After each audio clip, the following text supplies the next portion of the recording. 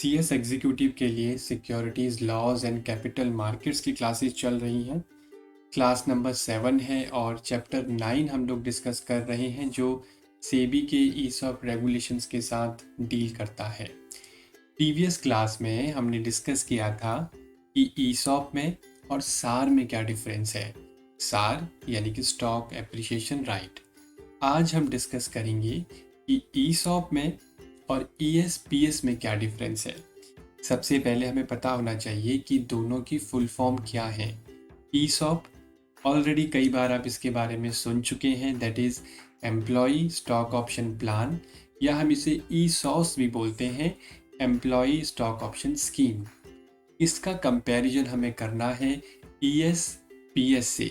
ईएसपीएस की full form होती है employees stock purchase scheme. Quickly समझते हैं कि दोनों में कंपैरिजन क्या है। सबसे पहले ईसॉप के बारे में बात करते हैं। ईसॉप को अगर मैं एग्जाम्पल से समझाऊं, फिर से समझा रहा हूं क्योंकि क्लास 6 में भी हमने डिस्कस किया, उसकी पहले जो क्लासेस हुई थी उसमें भी हमने डिस्कस किया था। तो ईसॉप का एग्जाम्पल अगर मैं आपको दूं, मान लीजिए मैं आज आपको ईसॉप ग्रांट करता हूं 100 ऑप्शंस। मैं कंपनी हूं, आप एम्प्लॉय हैं। कंपनी एम्प्लॉय को ईसॉप ऑप्शंस ग्रांट कर रही है। कितने ऑप्शंस ग्रांट किए हैं? 100। आप यहाँ पे ध्यान दें कि मैं वर्ड यूज कर रहा हूँ ऑप्शंस, ना कि इक्विटी शेयर्स। तो मैं आपको ऑप्शन दे रहा हूँ। ये ऑप्शन को आप कन्वर्ट कर सकते हो फ्यूचर में इक्विटी शेयर्स पे एक स्पेशल प्राइस के साथ। वो स्पेशल प्राइस या डिस्काउंटेड प्राइस मैं आज ही तय कर लूँगा, जिसे हम लोग ग्रांट प्राइस बोलते हैं या फिर एक्सरसाइज प्राइस बोलते हैं। अब ये जो 100 ऑप्शंस मैंने आपको दिए, आपके पास कब राइट आएगा इनको एक्सरसाइज करने का? 1 साल के बाद कभी भी आ सकता है।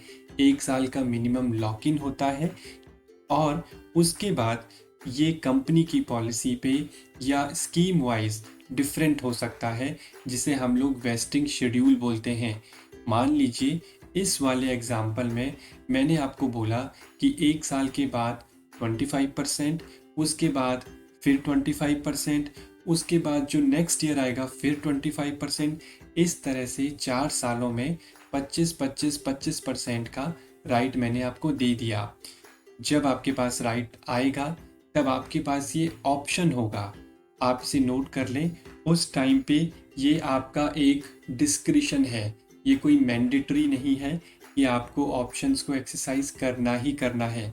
अगर आपको लगता है कि ये आपके लिए बेनिफिट है तो आप एक्सरसाइज करेंगे, क्योंकि एक्सरसाइज करने के लिए भले ही आपको मार्केट प्राइस पे नहीं करना पड़ रहा है, लेकिन आपको मिनिमम जो एक्सरसाइज प्राइस आपने तय किया था उतना देना पड़ेगा, प्लस कुछ टैक्स का पार्ट भी आपको कंपनी को देना पड़ता है। तो ये बात मैंने कर ली ईसॉप की। ईसॉप में आपको इमीडिएटली कोई इक्विटी शेयर्स नहीं मिलते हैं, आपको ऑप्शन दिया जाता है जिसको आप फ्यूचर में as per your wasting schedule convert करते हैं। तो ईसॉप की अगर बात करें तो इसमें एक वेस्टिंग शेड्यूल भी होता है। ईसॉप की अगर हम बात करें तो ईसॉप जो है वो एक डिस्क्रिशन है कंपनी के एम्प्लॉय का। अगर वो चाहे तो एक्सरसाइज करें, चाहे तो एक्सरसाइज ना करें। वही अगर हम बात करें ईएसपीएस की, एम्प्लॉयज स्टॉक परचेज स्कीम, तो ये जो स्कीम है आई वुड से कि ये इतनी पॉपुलर स्कीम नहीं होती है। सबसे कॉमन जो पॉपुलर स्कीम है that is employ stock option, जो अभी अभी हमने डिस्कस किया। ईएसपीएस में क्या होता है कि आपको इमीडिएटली इक्विटी शेयर्स मिल जाते हैं और जनरली ये आईपीओ के टाइम पे होता है, यानी कि जब कंपनी अपना प्राइमरी इशू लेके आती है, अपना आईपीओ लेके आती है, तो पब्लिक को जिस प्राइस पे ऑफर कर रही है उस प्राइस से थोड़ा कम पे, यानी कि डिस्काउंटेड प्राइस पे एम्प्लॉय को भी ऑफर करती है। अगर एम्प्लॉय चाहे तो उस शेयर्स को कंपनी से परचेज कर सकते हैं डिस्काउंटेड प्राइस पे। तो यहाँ पे अगर आप देखेंगे तो जो एम्प्लॉय है उसको इमीडिएट बेनिफिट मिल जाता है। अगेन यहाँ पे भी एम्प्लॉय की डिस्क्रिशन है, कंपनी ने ऑफर किया है, अगर एम्प्लॉय को लगता है कि ये उसके लिए बेनिफिट है तभी एम्प्लॉय शेयर्स को परचेज करेगा, अदरवाइज परचेज नहीं करेगा। तो यहाँ पे कोई वेस्टिंग शेड्यूल नहीं होता है और इमीडिएटली कंपनी के एम्प्लॉय को शेयर्स मिल जाते हैं। लॉक इन की अगर बात करें तो जैसा कि ईसॉप के केस में लॉक इन था ग्रांट डेट और वेस्टिंग के बीच में, लेकिन जब एम्प्लॉय एक्सरसाइज कर लेता है और इक्विटी शेयर्स उसको अलॉट हो जाते हैं उसके बाद कोई लॉक इन नहीं है।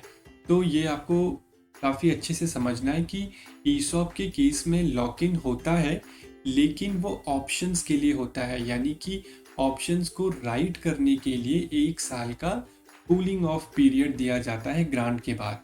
लेकिन उसके बाद अगर मैं एज एन एम्प्लॉय एक्सरसाइज करता हूँ, जो भी शेयर्स मुझे मिले हैं उनको मैं चाहूँ तो इमीडिएटली मार्केट में जाके बेच भी सकता हूँ। सो ये एक पॉइंट आपको याद रखना है। अगर हम बात करें ESPS की, तो ESPS में भी यूजुअली लॉक इन नहीं होता है। कई सारी बुक में ये मेंशन है कि 1 साल का लॉक इन होता है, लेकिन ये मैंडेटरी नहीं है।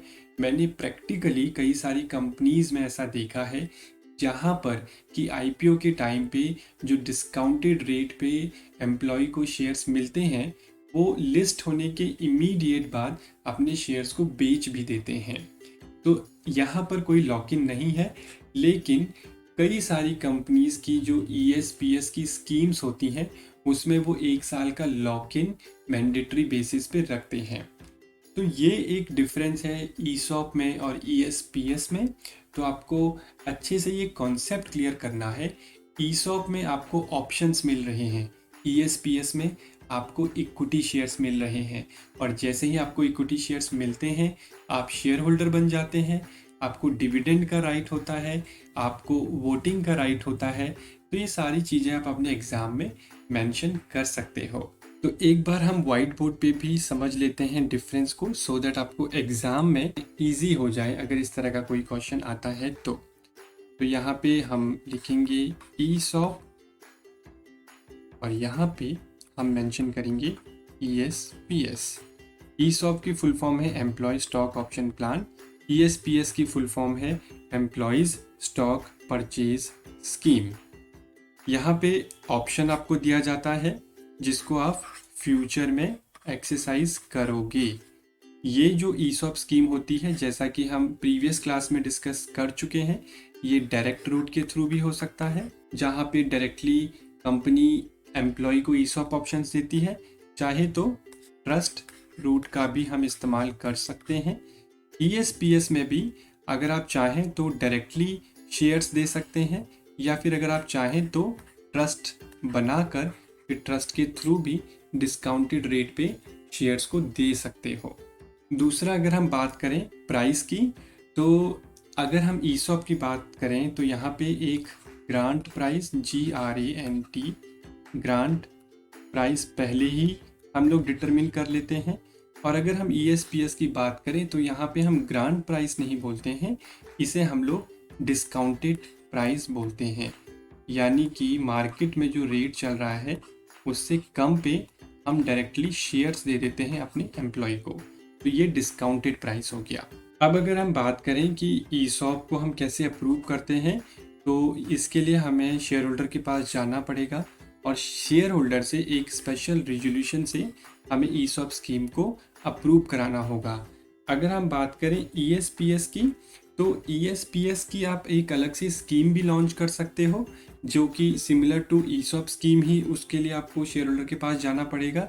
और अगर आप चाहें तो अगर आपकी कंपनी में IPO आ रहा है तो IPO के लिए जब आप शेयर होल्डर के पास जाएंगे IPO के अप्रूवल के लिए, तो उसी में आप एक क्लॉज डाल सकते हैं एम्प्लॉय शेयर्स का भी, यानी कि जो शेयर्स आप एम्प्लॉय को इशू करने वाले हो IPO के अंडर, उसका जो रिजोल्यूशन है वो IPO के साथ आप पास करा सकते हो। अब अगर हम बात करें वेस्टिंग पीरियड की, तो ESOP में वेस्टिंग पीरियड होता है जो कि मिनिमम 1 ईयर का लॉक इन होता है, यानी कि ग्रांट डेट और वेस्टिंग डेट, यानी कि जो फर्स्ट वेस्टिंग डेट होगी दोनों के बीच में 1 साल का लॉक इन होना चाहिए।